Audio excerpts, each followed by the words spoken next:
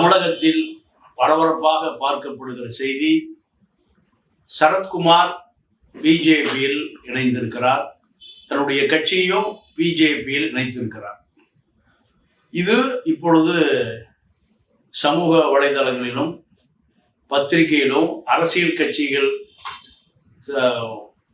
விவாதிக்கப்படுகிற விஷயமாக மாறி போயிருக்கிறது.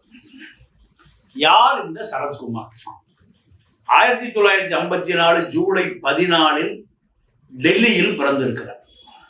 இவருடைய அப்பா ராமநாதன், இவங்க பூர்வீகம் காரக்குடி. ராமநாதன் இவர் பிஐபி, அதாவது மத்திய அரசாங்கத்தினுடைய செய்தித்துறையின் கீழ் வருகிற ஒரு இலாக்காவில் வேலை பார்த்த ஒரு மத்திய அரசு அதிகாரி. இந்த மத்திய அரசு அதிகாரி டெல்லியில் வேலை பார்த்த காரணத்தினால் சரத்குமாருக்கு ஏறக்குறைய 6 பாஷைகள் தெரியும்.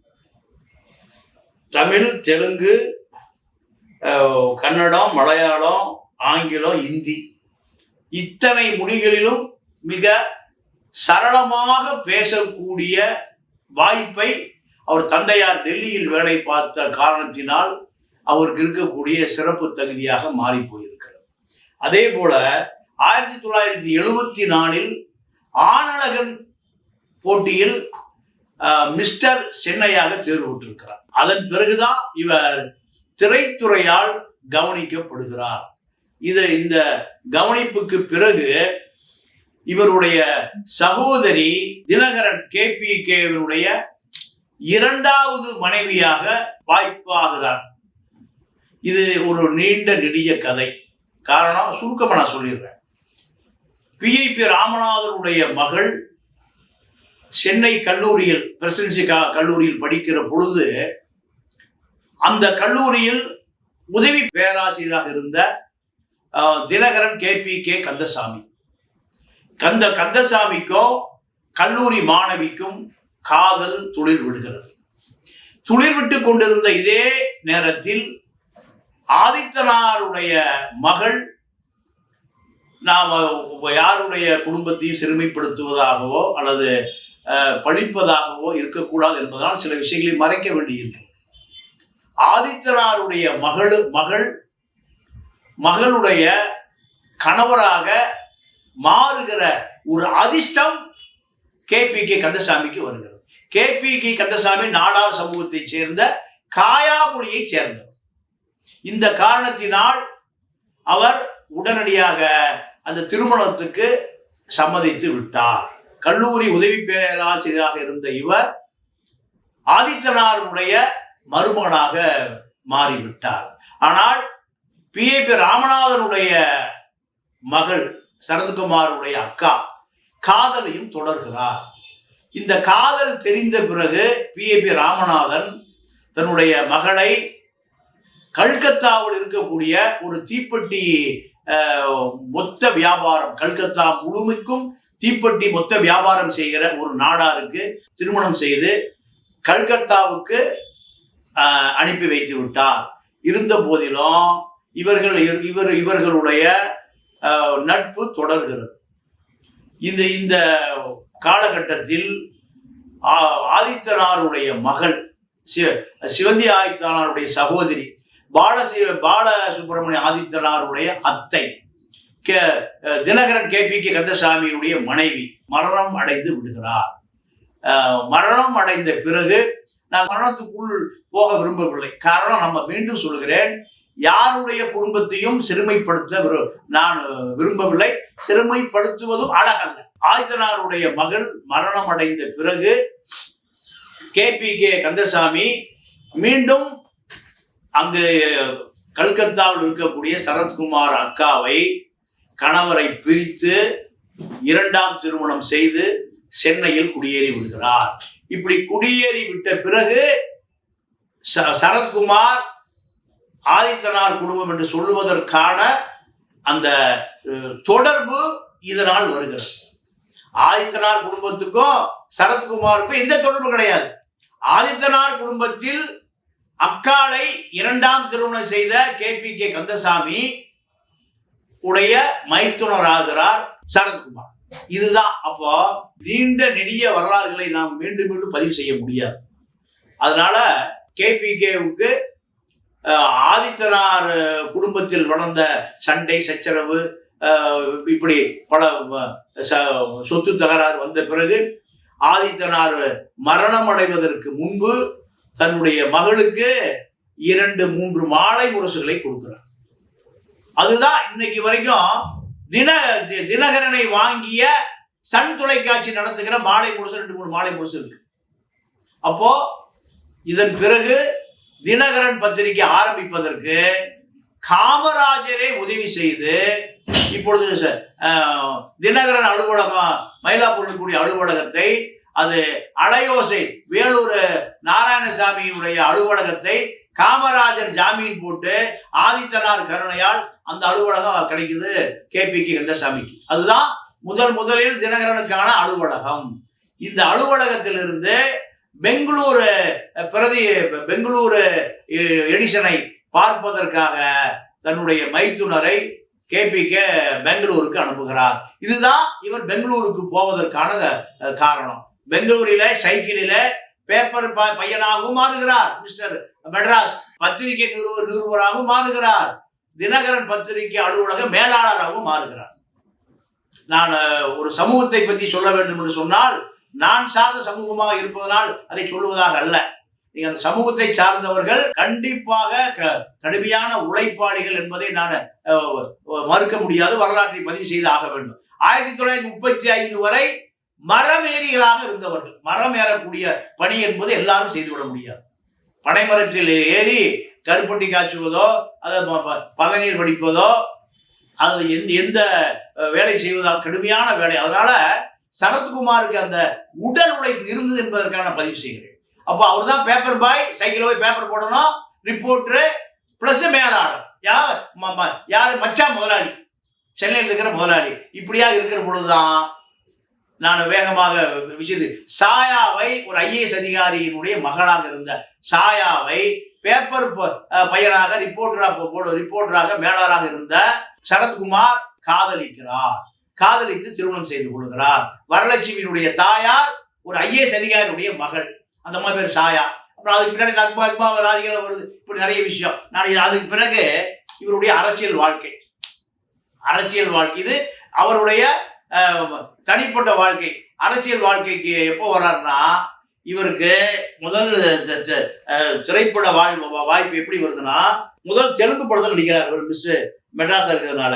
அதன் பிறகு 1988 கண் சிமிட்டும் நேரம் கார்த்திக் அம்பிகா கதாநாயகி நடிக்கிற படம். அதுக்கு பிறகு புலன் விசாரணை, நீங்க வாழ்க்கை செல்வமணி படத்தில் நடிக்கிறாரு. அடுத்து விஜயகாந்த் இவருக்கு வாய்ப்பு கொடுக்குறாரு. வாய்ப்பு கொடுத்து நீங்க விஜயகாந்த் கேப்டன் பிரபாகரன்ல குணச்சித்திரம் வேடம், அதுக்கு முன்னாடி வில்லன் வேடம் தான் புலன் விசாரணையில. அதுக்கு பிறகு சேரன் பாண்டியன், இதுதான் முதல் கதாநாயகன் படம். கிராமம் வரைக்கும் கொண்டு போய் சேர்த்த படம் சரத்குமாருக்கு சேரன் பாண்டியன். அதுக்கு பின்னாடி நாட்டாமை, சூரிய வம்சம் மிகப்பெரிய ஹிட்டு, சூப்பர் ஸ்டார் ரேஞ்சுக்கு 100 படம் அவர் நடிப்பதற்கு அமைந்த அந்த வாய்ப்பு அந்த நாட்டாமையும் சூரிய வம்சம் தான். இதன் பிறகு 2001 வந்துருவோம். 2001 ராதிகாவை திருமணம் செய்கிறார். ராதிகாவை ஏன் திருமணம் செய்கிறார்னு சொன்னா, சில விஷயங்களை மக்களுக்கு கொண்டு போய் சேர்க்க வேண்டிய கடமை நமக்கு இருக்கு. ராயப்பேட்டை பெனிஃபிட் ஃபண்டில் 50 லட்ச ரூபா கடன். சரத்குமார் சிறைக்கு போக வேண்டிய நேரம். அப்போ நான் இன்னொரு விஷயத்தையும் சொல்ல வேண்டியது இருக்கு. அது நம்ம மறைக்க வேண்டியது இருக்கு. ஒரு பிரபலமான தொலைக்காட்சி உரிமையாளருக்கும் ராதிகாவுக்கு ரொம்ப நெருக்கம், திருமணம் வரை போகுது. இதனால அன்றைய இருந்த அரசியல் கட்சி தலைவர்கள் பூரா நீங்க ராதிகாவினுடைய கணவராக சரத்குமார் ஆக்க வைக்கப்படுகிறார். 50 லட்ச ரூபாய் கடனை ராதிகா தான் பணம் கொடுக்குது, செட் பண்ணி கணவர் விலைக்கு வாங்கப்படுகிறார். சரத்குமார் ராதிகா கூட செட்டில் ஆயிட்டார். செட்டில் ஆன பிறகு முழுக்க இவர் ராதிகாவுடைய கட்டுப்பாட்டுக்கு போய்விட்டார். கட்டுப்பாட்டுக்கு போன பிறகு நீங்க நடிகர் சங்க தலைவர் ரோல் ராதா ரவி செயலாளர். இதுக்கு மீண்டும் இவருக்கு அரசியல் திரைப்படத்துறையில மீண்டும் வாய்ப்பு கொடுத்தது, வாழ்க்கை மீண்டும் துளிர்த்தது இந்த காலகட்டம் தான். இந்த காலகட்டத்தில் நீங்க அன்பு செல்லின்ற கடனை வாங்கி திருப்பி கொடுக்கல. இதுக்கு நடுவில் ஹீராவை லவ் பண்றாரு, நக்மாவை லவ் பண்றாரு, எல்லாத்தையும் விரட்டி விட்டுறாரு. நடிகர் சங்க தலைவரா 15ல் அவர் தோற்று போவதற்கு காரணம் நடிகர் சங்க பதவியை வைத்து கொண்டு, அதே போல 2011ல் ஒட்டுமொத்தமான நாடார்கள் முழுக்க கருணாநிதியோடு இருக்கிறாங்க, சிவந்தி தலைமையில. இதன் பிறகு ஜெயலலிதாவுக்கு தமிழ்நாட்டினுடைய தென்பகுதியில நாடார் வாக்கு வங்கியை தக்க வைக்க வேண்டி இருக்கிறது. இதற்காக நீங்க சரத்குமாரை கூப்பிட்டு 4 சீட்டு கொடுக்குது அந்த அம்மா. கரிகோல்ராஜ் நாடார் மகாசன சங்க தலைவருக்கு ஒரு சீட்டு,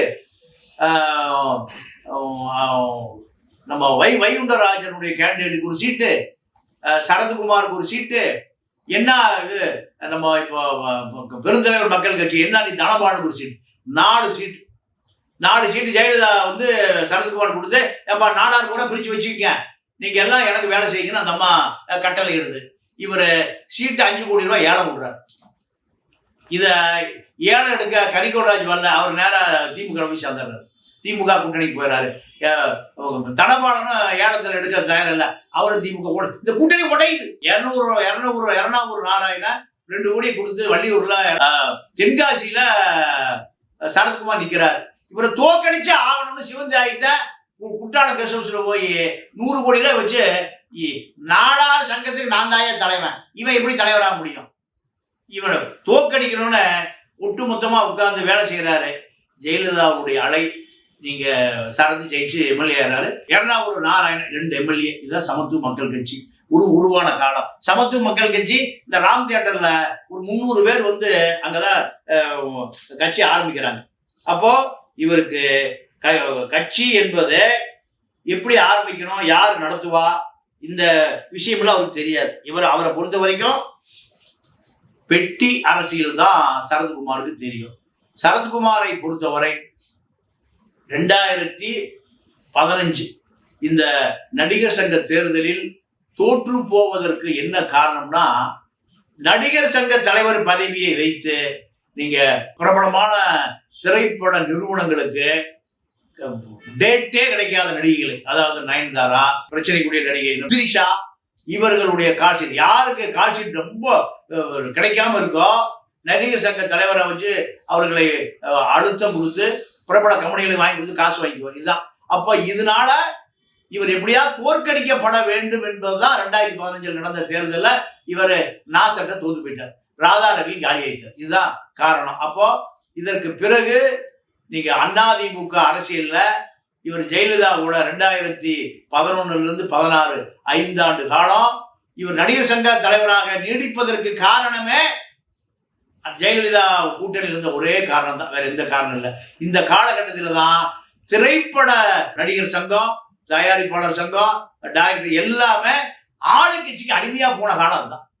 அதுவரை ஆளுங்கட்சிக்கு அடிமையா போகாம திமுக அதிமுக 2 கட்சிக்குமே சரிசமா செயல்பட்டு கொண்டிருந்த இந்த திரைப்பட துறையை அடிமையாக்கின அயோக்கியம் அந்த சரத்குமார் தான். காரணம் என்ன கேட்டீங்கன்னா, திரைப்படத்துல லட்சக்கணக்கான தொழிலாளர்கள் வேலை பார்க்கிறான். அவர்கள் எந்த கட்சியும் சார்ந்தவர்கள் அல்ல. அவர்கள் உழைப்பா, அவனுக்கு சம்பளம் வரும், போயிடும். ஆனா ஆளுங்கட்சிக்கு ஜாலரா அடிச்சாதான் திரைப்படத்துறை வாழ முடியுங்கிற ஒரு நிலைமை உருவாக்கியவர் தான் இந்த சரத்குமார். அப்போ இதுதான் திரைப்பட துறையை அடிமையானவதற்கு அடிமை சாசனம் எழுதி. இன்னைக்கு எந்த கட்சி வந்தாலும் அந்த கட்சிக்கு அடிமையா இருக்கு. நீங்க விஸ்வரூபம் படம், கமலஹாசனுடைய படம் நீங்க தமிழ்நாட்டில் ஓட முடியல. திரைப்படத்துறை கூட கமலஹாசன் பின்னாடி இன்னும் இருக்கணும். ஏன் நிக்கல? அதான் நாட்டை விட்டு நான் போறாங்களாம். திரைப்படத்துறையை நம்பி லட்சக்கணக்கான தொழிலாளி இருக்கான். கமலஹாசன் படம் ரிலீஸ் பண்ண முடியலன்னா இது கமலஹாசனுக்கு நேர்ந்த தோல்வி அல்ல, திரைப்பட துறைக்கு நேர்ந்த தோல்வி. ஜெயலலிதாவுக்கும் கமலஹாசனுக்கு ஈகோ சண்டை. ஒரு நிகழ்ச்சியில வேட்டி கட்டின சிதம்பரம் தான் தமிழ்நாட்டை ஆளுவது தகுதியானவரும் அதாவது சொல்லிடலாம், வேற ஒன்றும் இல்லை. அப்ப நான் இங்க ஆந்திராவில் போய் ஆடுறதா? இது ஜெயலலிதா விஸ்வரூபம் படத்தை வர விடாம பண்ணுது. இதற்கு பின்னணியில நடிகர் சங்கம் நிக்குது. யாருக்கு எதிரா? கமலஹாசனுக்கு எதிராகவே நடிகர் சங்கம் நிக்குது. நடிகர் சங்கம், நடிகர் திரைப்படத்துறையை கமலஹாசன் பின்னாடி நின்றுதா அந்த படம் அன்னைக்கு வெளியே வந்திருக்கோம். ஜெயலலிதா பயந்துருப்பார். ஆனா ஜெயலலிதாட்ட அடமானத்தை வச்சு 5 ஆண்டு காலம் திரைப்படத்துறையை நீங்க ஆளுங்கட்சிக்கு அடமான வைக்கக்கூடிய வேலையை ஆரம்பித்து வைத்தவர் தான் சரத்குமார். இப்போ பிஜேபியில் இணைந்திருக்கிறார். பிஜேபி இவர் இணைவதற்கு முன்பே இவருடைய கட்சி நிர்வாகி கரு நாகராஜன் உட்பட அத்தனை பேர் போய் பிஜேபி சேர்ந்தான். இப்ப கடைசி இவர் போய் சேர்ந்திருக்காரு. என்னன்னு கேட்டா, இப்போ ஒரு புகார் வருது. இவருடைய மகள் வரலட்சுமி அரபிக்கடல்ல ஒரு கடத்தல் படகு பிடிபடும். அதுல பல கோடி ரூபாய் பெருமானம் உள்ள போதைப் பொருள் இருக்கு, ஆயுதம் இருக்கு. அது என்னைய விசாரிச்சுட்டு இருக்கு. இதுல வரலட்சுமியுடைய பிஆர்ஓ ஒருவர் சம்பந்தப்பட்டிருக்கார். அவர் என்னைய விசாரணை வளையத்தில் கொண்டு போகப்பட்டார். இது ஒரு காரணம். 2வது காரணம் என்னன்னா, பிஜேபியில் சேர்ந்தவருக்கு குஷ்புக்கு நீங்க டிடிஹெச் பிஜேபி அரசாங்கத்தை வாழ்த்தி எடுக்கப்படுகிற 18 மொழியில் எடுக்கப்படுகிற படம், பல கோடி ரூபாய் கான்ட்ராக்ட் ஒப்பந்தம் எல்லாம் குஷ்புக்கு மொத்தமா போயிட்டே இருக்கு. இதனால குஷ்பு டெல்லியில் உட்கார்ந்து பல கோடி காசு பார்த்துட்டு இருக்கு. நம்ம ஏன் பார்க்க கூடாது? இது ராதிகாவுக்கு நீண்ட நாளா உள்ள ஒரு நெருடல். உடனே கணவர் மூலம் சொல்லியாச்சு. கணவர் உடனே அண்ணாமலையிட்ட பேசி பிஜேபி இணைவதற்கு இதுதான் காரணம். இனிமேல் குஷ்புக்கு வருகிற இந்த டிடிஹெச் இந்த அரசுக்கு, பிஜேபி அரசுக்கு ஆதரவு திரைப்படம், குறும்படம், பெரும்படம் எல்லா படமே இனி பாதியாக யாருக்கு வந்துடும்? ராதிகாவுக்கு வந்துடும். இதுதான் இவர் பிஜேபியில் சேருவதற்கான காரணம். நம்ம ராதிகா பத்தி பிரச்சனை சொல்ல வேண்டாம், சரத்குமாரை பத்தி பிரச்சனை சொல்ல வேண்டாம். சொல்லித்தான் ஆகணும். நேயர்கள்னா பதிவு செஞ்சு ஆகணும்னா, ராதிகாவுடைய முதல் கணவர் பிரதாப் பச்சன், 2வது ஒரு ஆங்கிலேயன், 3வது சரத்குமார். சரத்குமாருக்கு முதல் மனைவி சாயா, 2வது மனைவி சரத்குமார். வரலட்சுமி இன்னொரு சகோதரி இருக்கா. இது 2ம் நீங்க அந்த ராதிகா வீட்டில் இருக்கு. ஆங்கிலேயனுக்கு பிறந்த குழந்தைகள் அந்த வீட்டில் இருக்கு. ஆங்கிலத்தில் ஒரு பழமொழி, உன் குழந்தையும் என் குழந்தையும் நம்ம குழந்தையோட விளையாண்டுட்டு இருக்கு. இப்படி நீங்க முதல் கணவனுக்கு பிறந்த குழந்தை, ராதிகா முதல் கணவனுக்கு பிறந்த குழந்தை, சரத்குமாருக்கு முதல் மனைவிக்கு பிறந்த குழந்தை, ராதிகாவுக்கு சரத்து திருமணம் பண்ண பிறகு இவங்களுக்கு பிறந்த குழந்தை, இத்தனை குழந்தைகள் இருக்கு. இது நான் அந்த குழந்தைகளுடைய அது பாவம், கருவை குற்றம் சொல்லக்கூடாது. இப்படி நான் இது கலாச்சார சீரழிவா இல்லது கலாச்சார மேம்பாடா வாசகருடைய கவனத்திற்கு நான் விட்டு விடுகிறேன். எனக்கு இது கருத்தே இல்லை. செய்தி, நான் ஒரு செய்தியாளர், செய்திகளை பதிவு பண்றேன். இப்போ இவர்கள் தான் தமிழ்நாட்டினுடைய தலைவர்கள், தலைவிகள். நீங்க நான் வருத்தத்தோடு ஒரு செய்தியை பதிவு பண்றேன். என்னன்னா, இலங்கை தமிழர் பிரச்சனை மிகப்பெரிய பிரச்சனை. மன்மோகன் சிங் தலைமையில அனைத்து கட்சி கூட்டம். இந்த அனைத்து கட்சி கூட்டத்துல சமக சார்பா ராதிகா சரத்குமார் போறாங்க டெல்லியில போய் இலங்கை அரசுக்கு ஆதரவா பதிவு செய்யறான் அம்மா.